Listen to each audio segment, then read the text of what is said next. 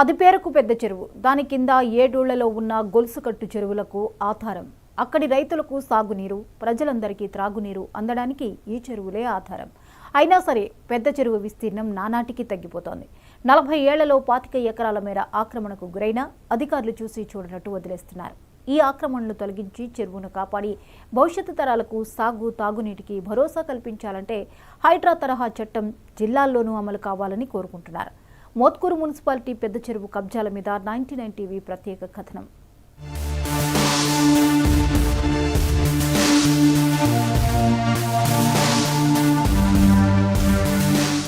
యాదాద్రి భువనగిరి జిల్లాలో మోత్కూరు మున్సిపాలిటీలో 120 ఎకరాల మేర విస్తరించి ఉన్న పెద్ద చెరువుకు ఈ ప్రాంతంలో చాలా పెద్ద చరిత్ర ఉంది.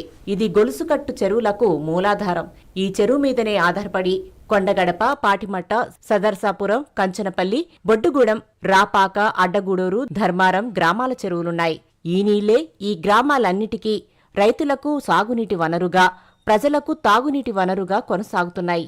ఈ ప్రాంతంలో భూగర్భ జలవనరులను పెంచుతున్నవి కూడా ఈ చెరువులే. అయితే ఇప్పుడు మొదటి చెరువుకే మోసం వచ్చింది. 120 ఎకరాలున్న చెరువులో దాదాపు 30 ఎకరాల దాకా కబ్జా జరిగినట్టు స్థానికులు ఆరోపిస్తున్నారు. గత 1980 సంవత్సరంలో సుమారుగా 120 ఎకరాలు ఉన్నటువంటి చెరువు విస్తీర్ణం ఇప్పుడు 2023-24 గాను 94 ఎకరాల 14 గుంటలు విస్తీర్ణానికి కుదించబడింది. ఇందులో సుమారు ఒక 30 ఎకరాలు కబ్జా చేయబడింది.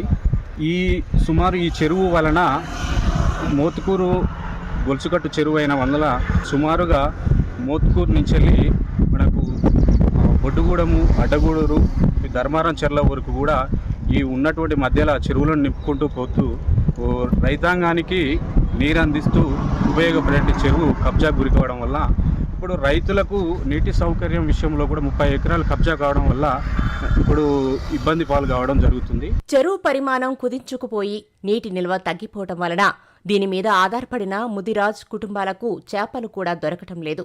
అందుకే చెరువు నిండా నీళ్లు ఉండాలంటే అక్రమ కట్టడాలు తొలగించి చెరువు విస్తీర్ణాన్ని పాత స్థితికి తీసుకురావాలని కోరుతున్నారు. నా పేరు కోమటి జనార్దన్, యాదాద్రి జిల్లా మోత్కూరు మాది. మోత్కూరులో ఉన్న ఈ పెద్ద చెరువు మాకు 70-80 సంవత్సరాల నుంచి మా ముదిరాల మొత్తము 300 గడప మొత్తం ఈ చెరువు మీదనే ఆధారపడి బతుకుతున్నది. ఈ చెరువు మీద అక్రమ కట్టడాలన్నీ ఈ పునరుద్ధరణ చేసి తీసేయవలసిందిగా నేను ప్రభుత్వాన్ని కోరుతున్నాను. ఇక్కడ ప్రతి ఒక్కరూ ఇక్కడ స్థానికేతరులు కాకుండా బయట నుంచి వచ్చిన వాళ్ళు ఇక్కడ పట్టాలు చేసుకొని ఇక్కడ పట్టా భూములు మా అదే అని చెప్పి ఇక్కడ మొత్తం ఈ ఇండ్లని కబ్జా చేసి ఇండ్లు కట్టుకొని జీవనోపాధి పొందుతున్నారు.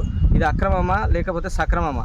ఇది ప్రభుత్వం తెలిసి ఇక్కడ ఉన్న ఈ అక్రమ కట్టడాలన్నీ తీసేయాల్సిందిగా కూర్చున్నాను. ఆక్రమణల మీద అధికారులకు ఫిర్యాదు చేసినా ఆశించిన స్పందన కానరావడం లేదని, సర్వే జరిపి సరిహద్దులు నిర్ణయిస్తే కొనేవాళ్లకు హెచ్చరికగా ఉంటుందని కూడా స్థానికులు అభిప్రాయపడుతున్నారు. అదే సమయంలో చెరువు పూర్తి స్థాయిలో నిండకపోతే త్రాగునీటి ఎద్దడి కూడా ఏర్పడే ప్రమాదముందని హెచ్చరిస్తున్నారు. బౌండరీస్ ఫిక్స్ చేస్తే రేపు మధ్య పేద తరగతి వాళ్ళకి ఇట్లా ఇది FTLలో ఉందని వాళ్ళు గుర్తించి కొనుక్కోకుండా పేదలకి ఇట్లా నష్టపోకుండా చూడాలని చెప్పేసి నేను డిమాండ్ చేస్తున్నా. ఇదే విధంగా మేము MRO గారికి వినతి పత్రం ఇట్లా ఇవ్వడం జరిగింది. దాని మీద ఎలాంటి చర్యలు అనేది ఇప్పటి వరకు జరగలేదు. మేము మొన్న జాయింట్ కలెక్టర్ గారికి ఇట్లా వారి దృష్టికి ఇట్లా తీసుకుపోయినాం. దీన్ని త్వరలో ఏదైనా చేస్తే బాగుంటుంది. ఇప్పుడు వర్షాకాలం కాబట్టి వర్షం మనం చూస్తున్నాం. వెనుక బ్యాక్గ్రౌండ్లో అన్ని చెరువులు నిండి అలుగులు వచ్చి కట్టలు తెగిపోయినాయి. కానీ మన దౌర్భాగ్యం ఏంటంటే మోత్కూరు చెరువు అసలు నిండలేదా అనేది మీకు కళ్ళకు ఆల్రెడీ కనపడుతుంది.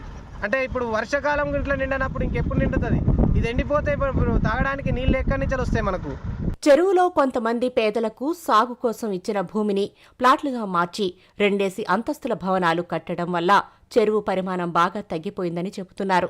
అందుకే హైదరాబాద్లో అమలు చేస్తున్న హైడ్రా తరహా చట్టాన్ని జిల్లాకు కూడా వర్తింపచేయాలని కోరుతున్నారు. 120 ఎకరాలు 1984 నుంచి వెళ్ళి నేను చూస్తున్న తరహాల నుంచి వెళ్ళి కూడా 1984 నుంచి వెళ్ళి కూడా 120 ఎకరాలు చెరువు ఉండే. అలాంటి చెరువును ఈరోజు కొంతమందికి దొరవార్లు సేద్యం చేసుకొని నిరుపేదలకు సేద్యం చేసుకొని ఇక్కడ అన్నం తినడానికి చేసుకోవడానికి పెట్టిన తరహాల్లో వాళ్ళకి ఇచ్చింది. అది లేఅవుట్ ప్రకారంగా తీసుకొచ్చి ఇండ్లు కట్టి 20 ఎకరాల వరకు గురైంది. అందులో ఇండ్లు కట్టింది. ఇండ్లు కట్టి ఒక్కొక్కరు 2 అంతస్తులు 3 అంతస్తులు ఇండ్లు కట్టినది. ఇది మాకు హైడ్రా చట్టం అనేది రావటం మాకు ప్రభుత్వం ద్వారా ఇప్పుడు వచ్చిన గవర్నమెంట్ కాంగ్రెస్ గవర్నమెంట్ తరఫున రేవంత్ రెడ్డి గారికి నేను విజ్ఞప్తి ఒకటే, జిల్లాల వారీగా యాదాద్రి జిల్లాకు కూడా మోత్కూరు మున్సిపాలిటీ కేంద్రానికి కూడా రావాల్సిందిగా, మండలాలకు కూడా వర్తించాలి. ఇక్కడ ఉన్న చెరువులో కట్టిన ఇండ్లను మొత్తం హైడ్రా చట్టం కింద తీసివేయాల్సిందిగా కోరుచున్నాము. పెద్ద చెరువును కాపాడుకోలేకపోతే దీని కింద ఉన్న గొలుసుకట్టు చెరువులన్నీ చరిత్రలో కలిసిపోతాయని మోత్కూరు ప్రజలు ఆందోళన చెందుతున్నారు. ఆక్రమణలను చూసి చూడనట్టు వదిలేస్తే సాగునీరు కాదు కదా, త్రాగునీరు కూడా దొరకదని హెచ్చరిస్తున్నారు.